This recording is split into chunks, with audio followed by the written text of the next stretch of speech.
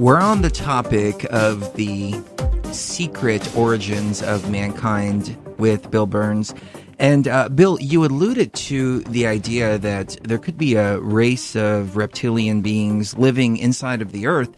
And in my analysis of our history, I often wondered if the dinosaurs were actually extinct, or rather if they evolved into a humanoid-like species that inherited, that are the dominant force upon the Earth, and maybe they went underground, and maybe we are actually the invaders here upon their planet. Well, I think that there's a plausibility to that. I mean, if you believe that there were various species of reptiles who, as the weather began changing, as sulfuric acid, one of the theories, of course, is that as meteors struck the Earth, especially that big meteor that struck in the Gulf of Mexico, that were in that area, in the area of Mexico, burning oil pits were sending sulfuric acid into the atmosphere, and over the years, the soot and debris from the meteor strikes and from volcanoes really clouded the sun, and as the temperature began to change, various species of reptiles sought deeper and deeper habitats into the Earth, and I believe that when they emerged after all those millions of years to look around, lo and behold, there were humanoids on the planet. There were human beings. And so I think there has been interaction over the years. And so it makes me wonder about their technology. Perhaps maybe when we detonated the atomic bomb, we caught their attention, because now our technology has gotten to the point where it can destroy everything. Right. Let's say that human beings were coexisting with other species, and suddenly human beings demonstrated the ability to wipe all life out on the planet. And I think that calls for some sort of intervention, whether intervention from interterrestrials or intervention from extraterrestrials.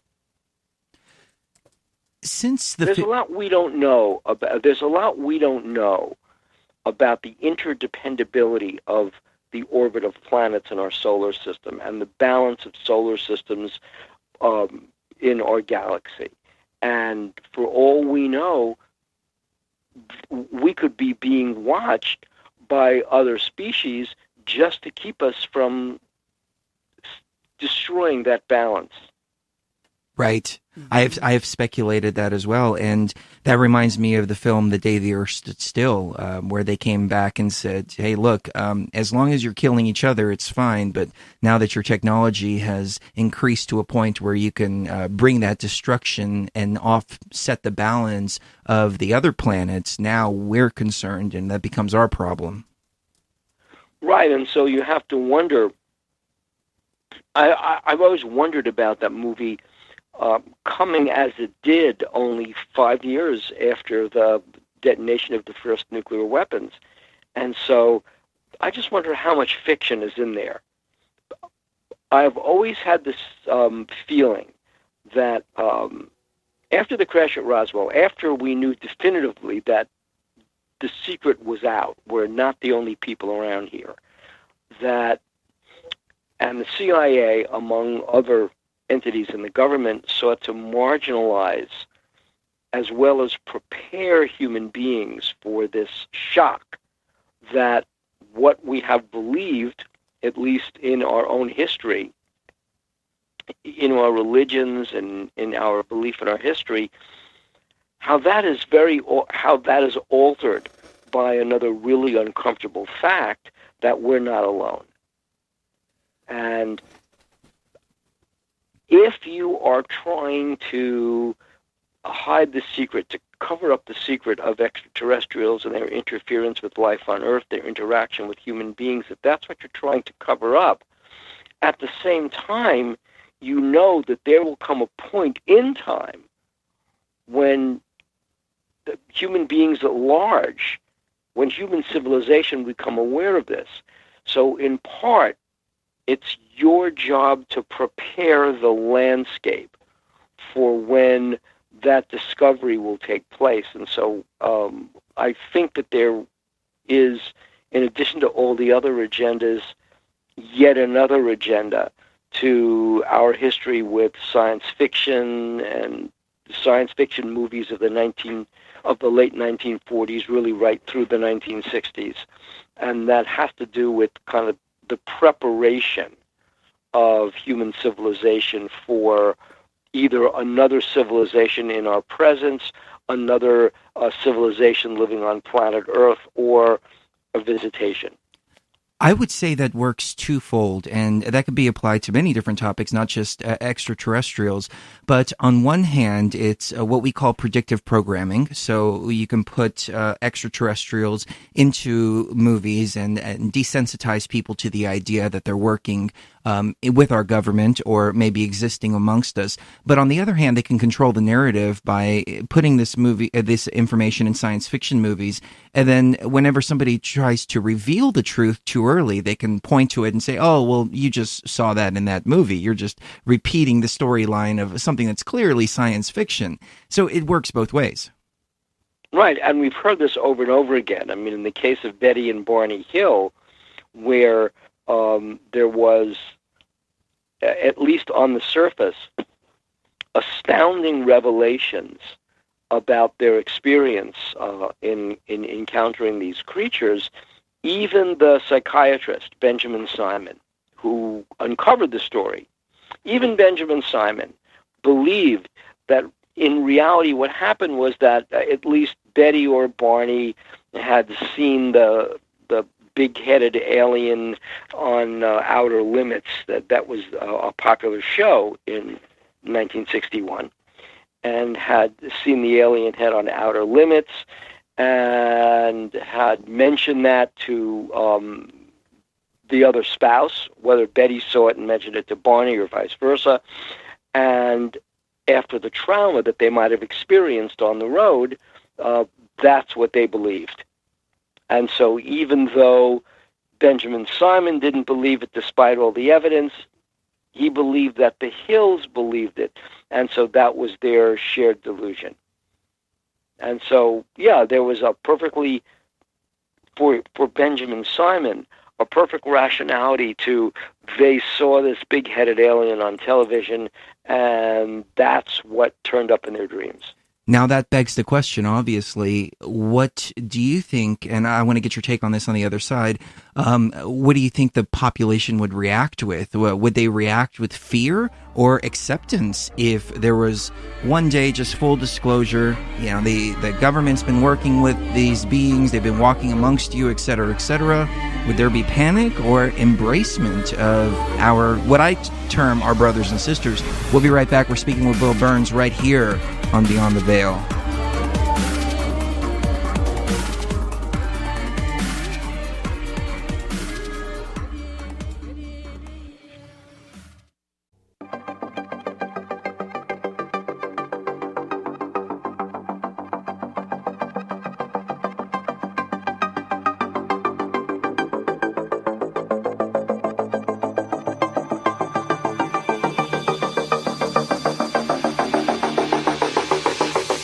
Everything that is, was, and will be, eternally is, even the countless forms which are finite and perishable only in their objective, and not in their ideal form, the form which manifests itself, beyond the veil.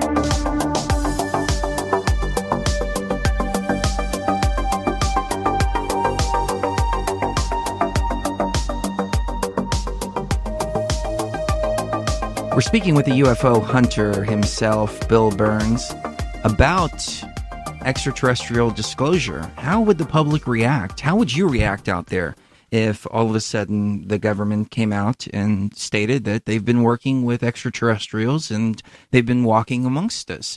Would you panic or would you embrace your fellow brothers and sisters? I guess it would all depend on their intentions and what they've been doing here. Obviously, sovereignty as a nation is a big concern right now as we move more towards a global government. I know a lot of radio shows discuss that very real threat. As a matter of fact, the Brexit was monumental, in my opinion, because Britain just removed itself from the European Union. But take that on a global scale or on a interstellar scale, intergalactic. That's the term I'm looking for. On a galactic scale, what would it mean for the sovereignty of the human race if all of a sudden we realized that there was a galactic federation out there and that we were asked to be a part of it? Would people embrace it, or would people run from it? We can only speculate. But Bill, what are your thoughts?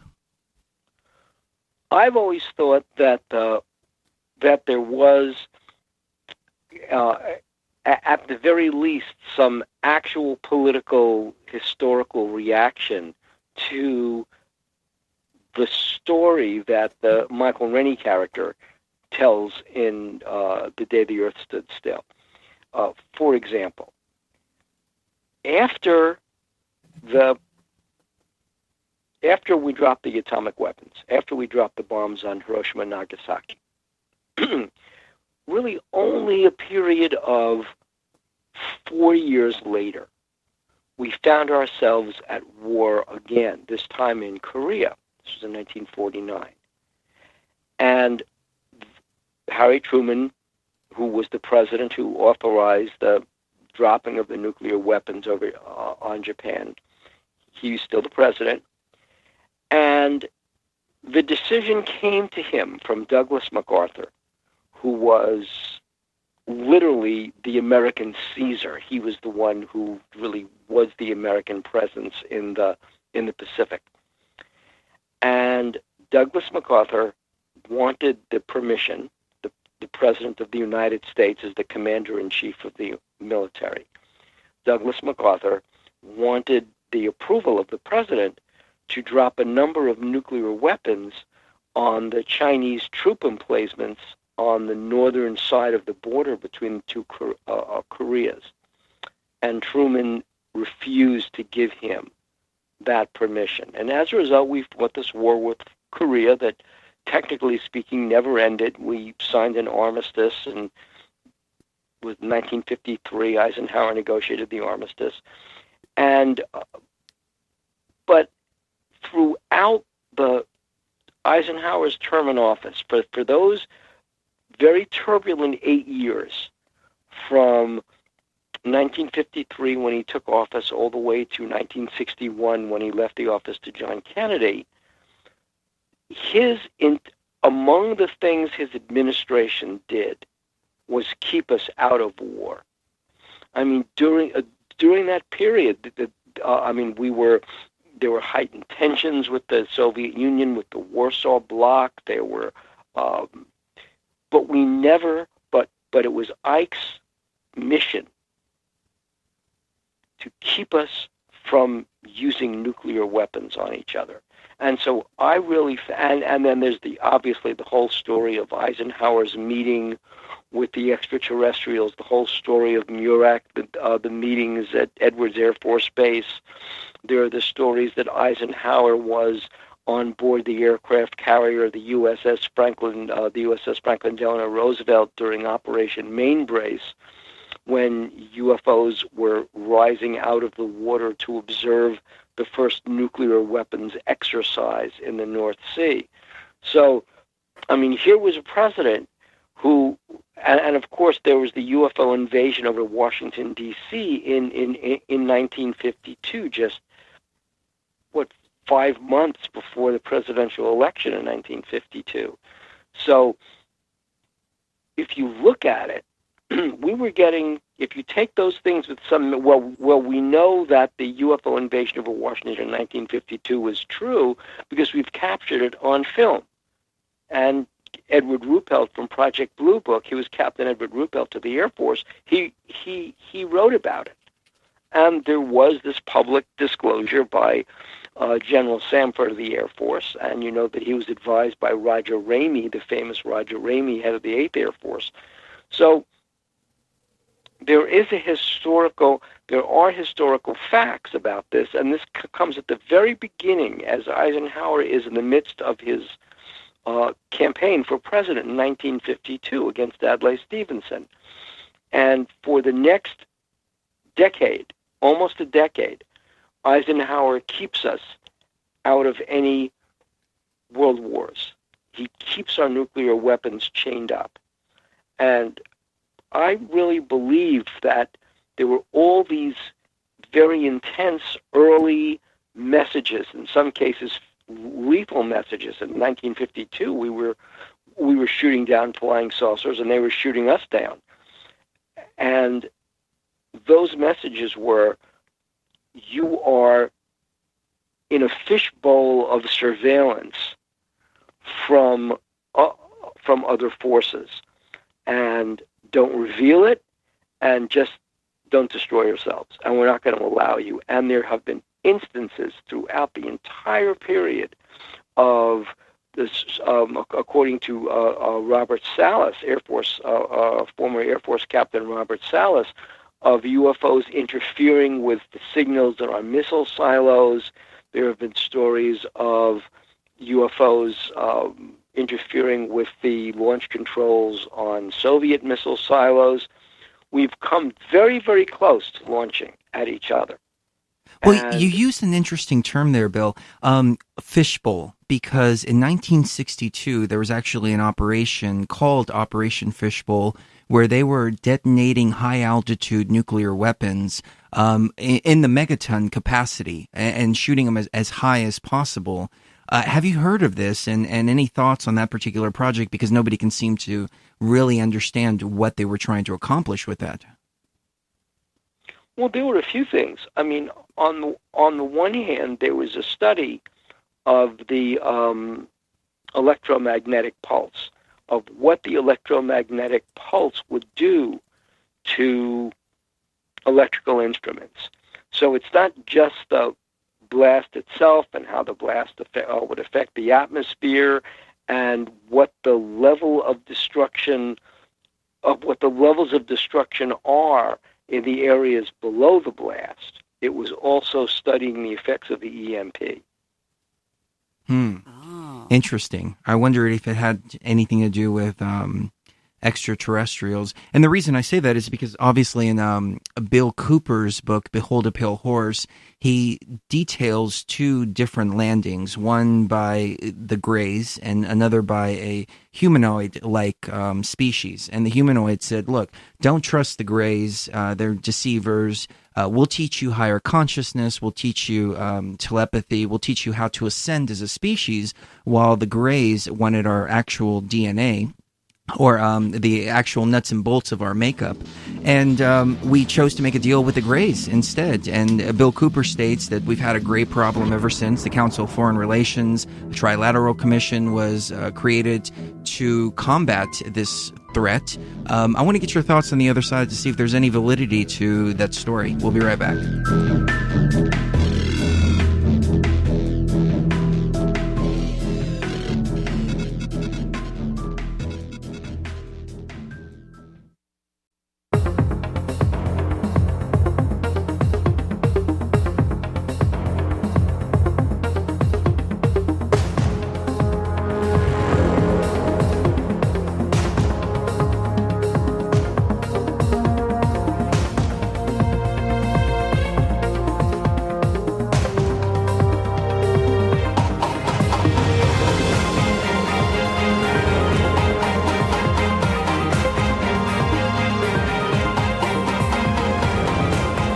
One of my favorite stories of the more conspiratorial UFO encounters is obviously in Behold a Pale Horse by Bill Cooper. I've talked about this story many times, but it really resonates to me that at one point there was a landing between the Greys. Well, there was a landing by the Greys and by humanoid-like creatures who wanted to teach us higher consciousness, but we chose to make a deal with the Greys instead, and the Greys gave us physical nuts and bolts technology as opposed to the higher consciousness that the humanoids were offering us. But it came at the cost of disarming ourselves and disarming our nuclear weapons, and giving up our nuclear weapons, which is why we chose to make a deal with the Greys instead, because they weren't asking for that. They just said, yeah, we'll give you the technology, just let us abduct some of your people. And Bill Cooper goes on to chronicle that the Greys were supposed to, first of all, not make any deals with any other nations, and we found out they were working with Russia and China and several others, that we were going to build underground bases for them, and they started taking over those bases. They started abducting people and not cataloging them and putting them back exactly where they were supposed to be put back, or where they were taken from, and and people were having recollection of these abductions as well, which were all against the agreement that we made with them. But they were a more technologically advanced species, and so we had no choice but to acquiesce to their demands. And it reminds me of Star Wars, where Darth Vader turns around and he says, "Well, the deal's been altered. Pray that it doesn't. Pray that I don't alter it further." So we're speaking with Bill Birnes, and Bill, your thoughts on that particular story, because I've heard a couple of different takes. That number one, there was some validity to that. Number two, that Bill Cooper actually he said at the end that that was probably disinformation and that he was fed misinformation, et cetera, et cetera. So I really don't know what to make of it, but he details, or he states in his book that Close Encounters of the Third Kind was actually based upon that landing itself. So maybe you can shed some light on this. I've heard that before from sources other than Bill. I mean, Bill Cooper had his own problems. And yes, he was fed a lot of disinformation.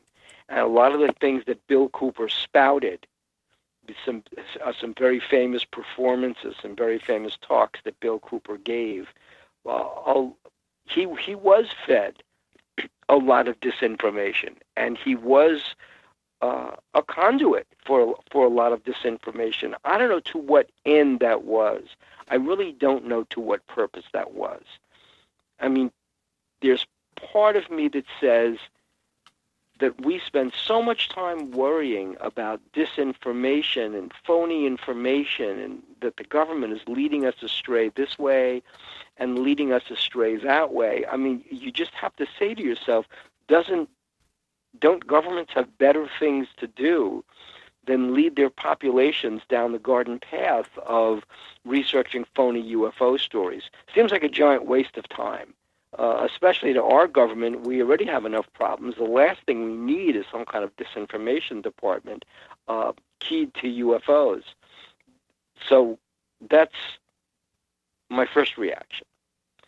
But the story of that there had been a landing and that Close Encounters of the Third Kind is indeed based on the story of some real historical event that took place.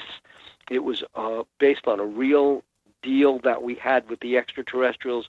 I've heard that from other people who I give credibility to, and so Bill Cooper is not the only source for that story. I didn't know that. That's the only place that I've heard that particular story. Now, I want to ask you about a conspiracy theory called Project Bluebeam, where it comes from a patent that is very real. And in this patent, it is called Project Bluebeam. And it states that they want to create technology, or they have technology, to holographically project in the sky images of religious figures, and also send auditory hallucinations to an enemy army that shows their god in the sky and is telling them to stand down to our army, et cetera, et cetera. And people have extrapolated upon that idea and stated that they could potentially stage a fake UFO landing or a fake alien invasion. Your thoughts on that concept? Well, we know that a fake alien invasion was in fact staged all the way back in 1938. It was staged on the radio. It was the Mercury Theater of the Air performance of War of the Worlds. That's very true. And we know who sponsored that. We know that it was put into place by a person named Frank Stanton. Frank Stanton, who would later become the head of CBS, was a very early believer in analytics. Frank Stanton was among a whole generation. This is, you'd think this might be veering us away from UFOs, but it's not. Frank Stanton was a very early adherent to the power of analytics to determine the nature of an audience and audience reactions. All of this comes at a period in the late 1920s, early 1930s, when we were just beginning to understand, just at the very cusp of understanding what mass media was and what mass media could do. And so using money from the Rockefeller Foundation, this was at Princeton University, so this was not small time. So at Princeton University, Frank Stanton, using money, he'd gotten a grant from the Rockefellers, set up the Mercury Theater of the Air, Orson Welles, John Houseman, and others, to broadcast a live landing in just outside of Princeton, New Jersey, in this little town in Cranberry Township, in Mercer County, New Jersey. And you could drive by this area today. There's a little sign up there. It's very nice. And I think it's called Grover's Mill.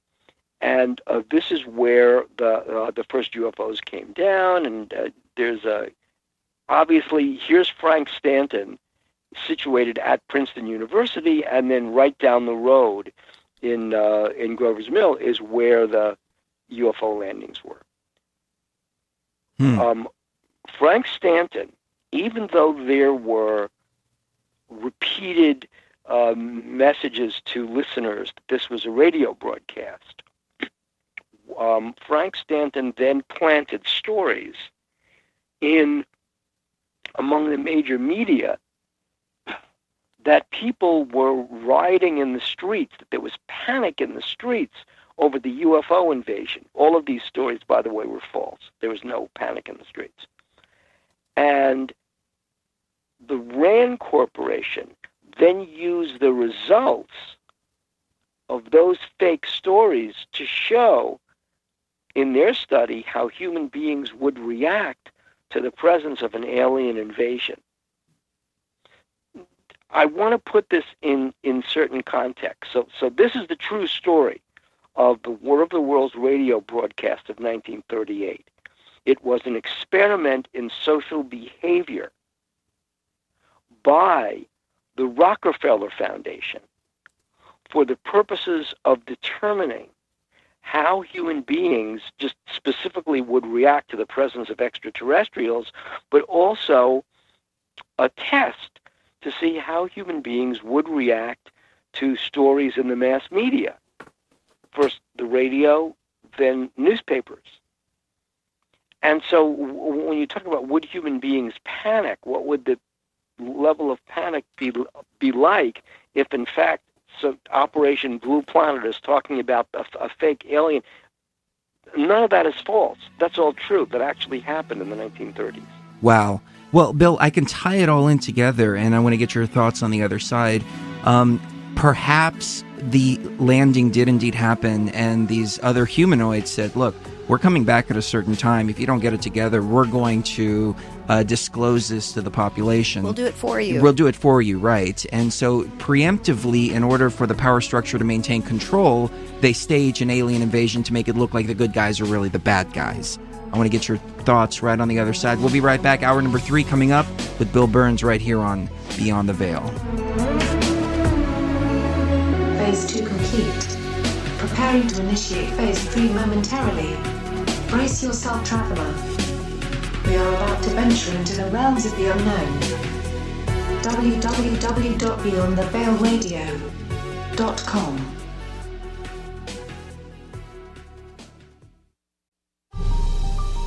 You must unite what has been set aside. We are TFR. Truth Frequency Radio. T-minus 60 seconds and counting.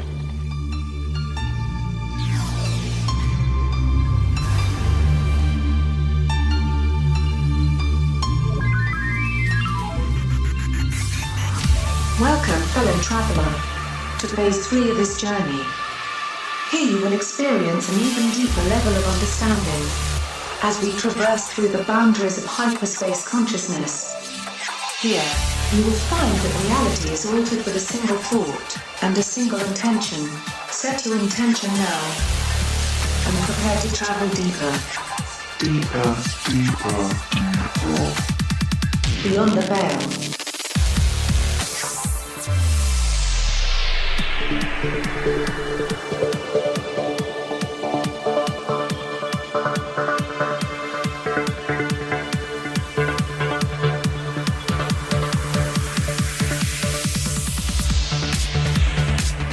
Could we be on the verge of a UFO invasion or a staged alien invasion? The UFO is closing in on Earth and NASA is covering it up, according to YouTubers. One of the nice things NASA does is live stream footage from the International Space Station as it orbits the Earth 16 times a day. It's pretty calming stuff until a UFO enters the picture, and then all bets are off. On July 9th, NASA was streaming footage from the ISS when YouTuber StreetCap1 spotted something.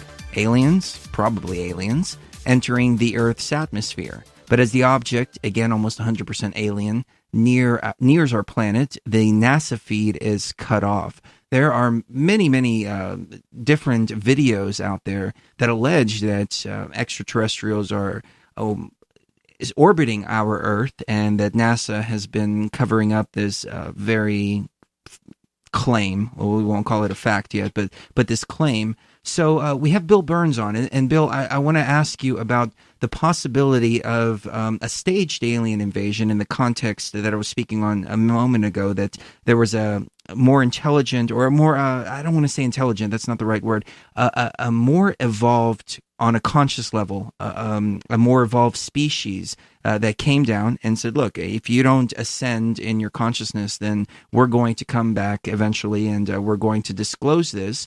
And the idea of Project Bluebeam staging an alien invasion in order to make the good guys look like the bad guys. And could we be on the brink of that right now? And also, I mean, I know I'm throwing a lot at you in one question, but from a technological standpoint, do we even need to use holographic projections, or are we technologically advanced enough to stage an alien invasion with nuts and bolts technology? So your thoughts on all of that? Well, we've had holographic projection for a while, so it's not as though that's something that's new. One of the theories is that we do have the ability to use holographic projection for certain kinds of weapons systems. So, for example, let's just for the sake of argument, assume that the giant flying triangles are actually our own secret weapons, that they're not extraterrestrial, they're perfectly earthly, they're neutral buoyancy craft.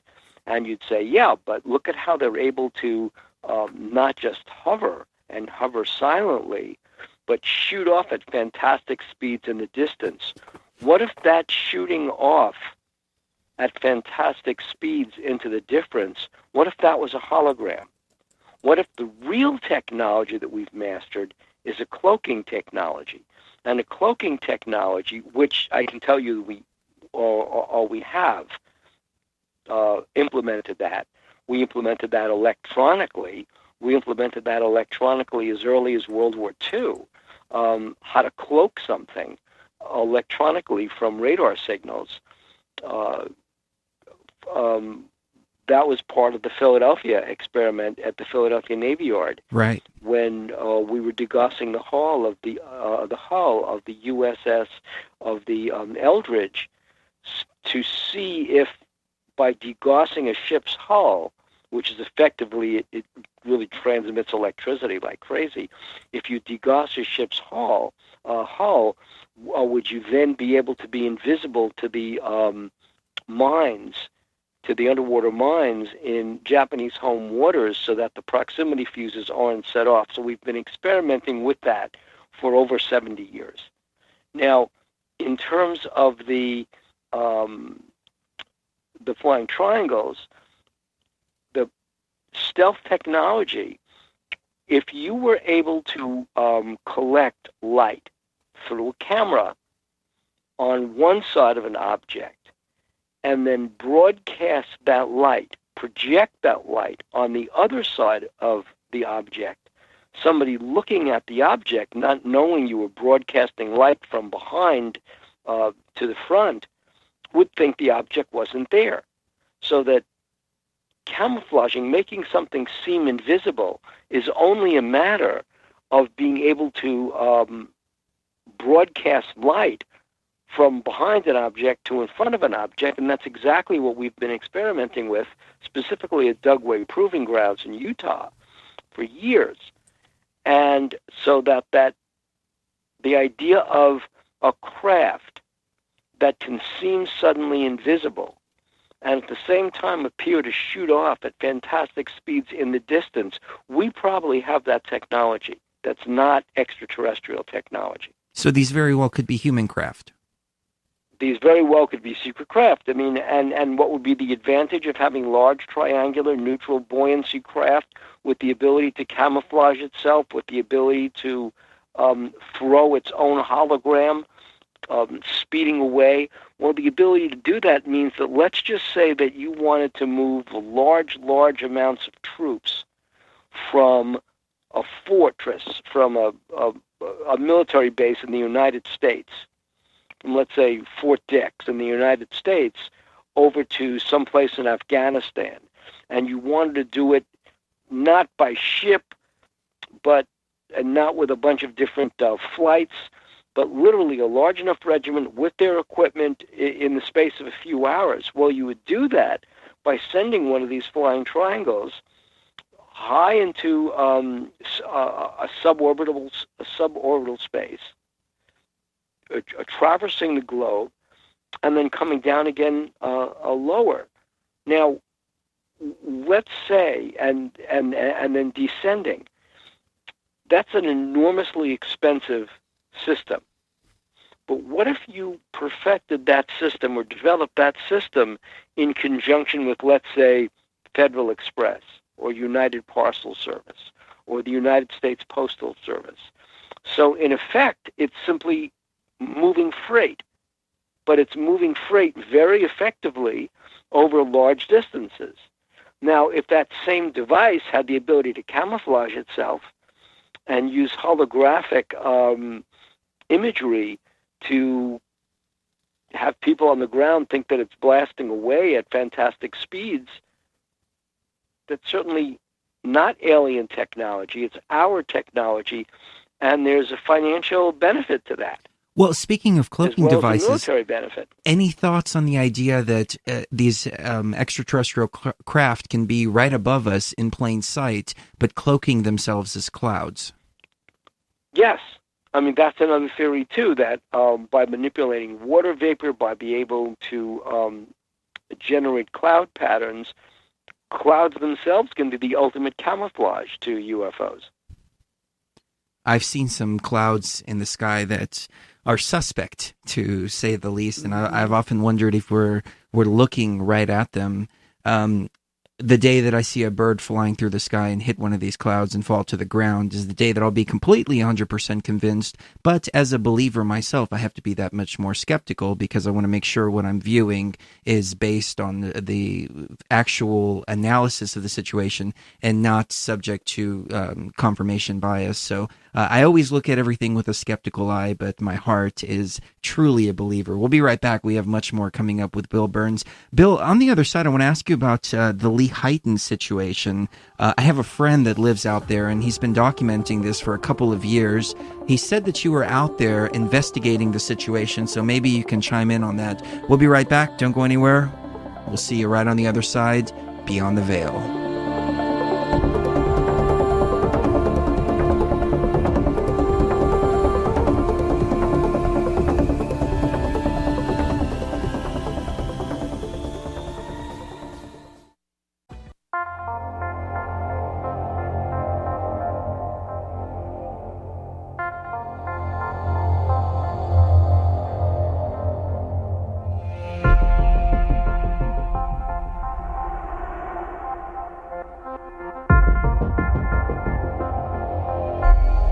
My dear traveler, remember this. Whatever plane our consciousness may be acting in, both we and the things belonging to the plane are, for the time being, are only realities. However, if we mistake the shadows for realities, we find ourselves confusing the upward progress of the ego as an elevation of consciousness. Thus, beware of oneself when you step beyond the veil.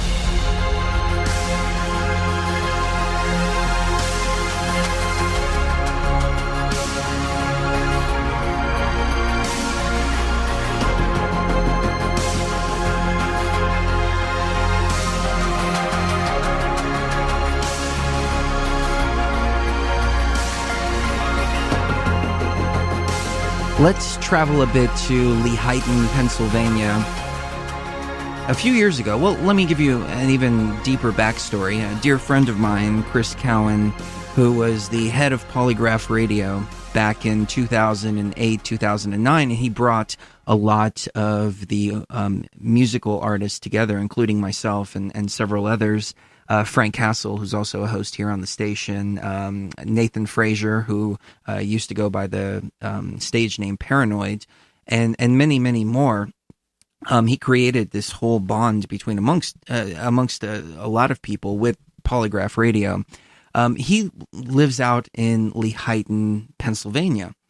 And he called me up one day and he said, Chris, I think there's a UFO landing here. And he sent me the images of what looks to be this craft and these beings that had walked out of this craft. Now, he lives a couple of miles away from the peak of this mountain where he was filming all of this, so the pictures were very difficult to decipher.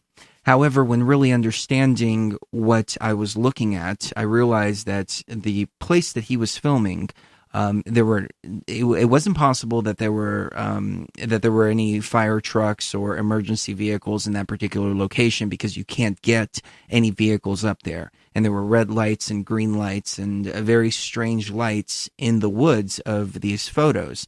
And when you start to decode some of these pictures and really analyze them, it appears that there's giants walking around. And he did a show with us, and he said, look, this is what I'm finding. Now, this was a couple of years ago, and over the course of several years, of the last 2 years, he's been documenting more and more and more strange events, even to the point of documenting what seems to be nightly encounters with either drones, maybe terrestrial or extraterrestrial craft, that all seem to be circulating around this mountain that he has a very clear view of from his property out there. And Bill, I believe that you were down there investigating some of the phenomenon. Am I correct in that? Yes, we did go to Lehighton, and there was just an incredible story told to me by one of the members of one of the local bands. A person lives in Philly, but his family is up in Lehighton, and he grew up there. And he just tells the story of going up there. I'm not going to mention names. Goes up there. It was his birthday, and he decides for some reason that he wants to spend that at his parents' house. So he drives up from Philly. It's very, very late at night. And it's almost as though he's being called. Lehighton is very rural, and the mountain in question that you're talking about is Lehigh Mountain. Atop of Lehigh Mountain there's a very deep reservoir. And the story is, are there USOs in that reservoir? And so this person comes back to his parents' house, and he meets a friend, and they're staying in the house. They're in the basement. And he has this really strange feeling, and he sees this red light, this very bright red light. This is very dark up in Lehighton. He sees this red light out in his backyard. And he has this fear, but the fear is a fear of recognition. It's almost like a post-traumatic stress reaction, where you see something and it triggers a set of memories. And he actually goes into a panic state. And the first thing he does, his friend is so panicked that his friend hides in a bathroom. and his parents' dogs are going crazy. And I met the dogs. I was at the house. And he begins to close all the windows he can find without waking up his parents. He begins to close all the windows. And as he's closing the windows, he looks out through a basement casement window into the backyard and sees this large circular, well, it's a red, glowing red orb that has landed in his backyard. And I saw the landing spot. I saw where the grass was mashed up by the object or by something that was there. I don't want to jump to the conclusion that was the object, but by something obviously had mashed down the grass. And then he says that when he's looking at the object, against the object, he sees two dark, like shadows, stick figures, walking towards him, and they're trying to get into the basement. And he is in, at this point, he knows that he's seen this before. He knows that he has the memories of these figures coming for him, so he takes out his phone, and he's got this flashlight on his phone. That's one of the apps. And he flashes it. He flashes his phone as these creatures try to open the casement window and lift it up. He flashes it in their eyes, and he says they were talking to each other in kind of a click language, click, click, click, click, click, back and forth in different tones. And so he is so furious that he decides he's going to end this thing right then and there. So with the window locked, he grabs a poker from the basement fireplace, and he's going to run outside, and he says, I was in a fury. I was going to kill these figures. And he runs outside the house. Again, it's pitch black, and he's like maneuvering himself along the side of the house. He's going to encounter the figures. Next thing he knows, there is a bright flash, and when he wakes up, the sun is just coming up over the horizon. The poker he grabbed is lying on the ground. He has no memory of what happened, of missing time. And he just staggers back into his car, parked in the driveway, and sits there and waits while the sun comes up. And that was his story. Now, the odd thing is about it that his stepfather tells a very similar story. This goes back, I would say, to the 1960s, where he's driving to meet, this is long before he meets this person's a mother. He's driving along one of the roads to a local town to meet his girlfriend, and he's passing what was an old factory from the 19th century. It had been closed and shuttered, and it was kind of a landmark. People know the old factory. It's decrepit. It's falling down. And as he's driving by, he sees the whole thing is lit up. But he tells me from memory, he says, it wasn't like that the lights were on inside. It's as if there was something much, much brighter than simple electric lights. And as he's looking at it, suddenly he is miles down the road. He has no memory of driving past the building. And he's miles down the road, and it's hours later. So he's experienced missing time. So these are the kind of stories. And then, of course, you go to Lehighton, and the local police will tell you that they see objects over the mountain, over Lehigh Mountain. In fact, there was this one night, this kind of a close encounters moment, where this cop stops in the middle of the street and sees the object, and people are coming out of their houses, and they're also looking at the object. So yes, there is a lot of activity in Lehighton, Pennsylvania. Wow. I want to get more information on the Lehighton encounters. I've heard of a military base that exists there, and quite possibly cooperation between the United States government and these extraterrestrials. We'll find out more with Bill Birnes right here on Beyond the Veil in just 2 minutes.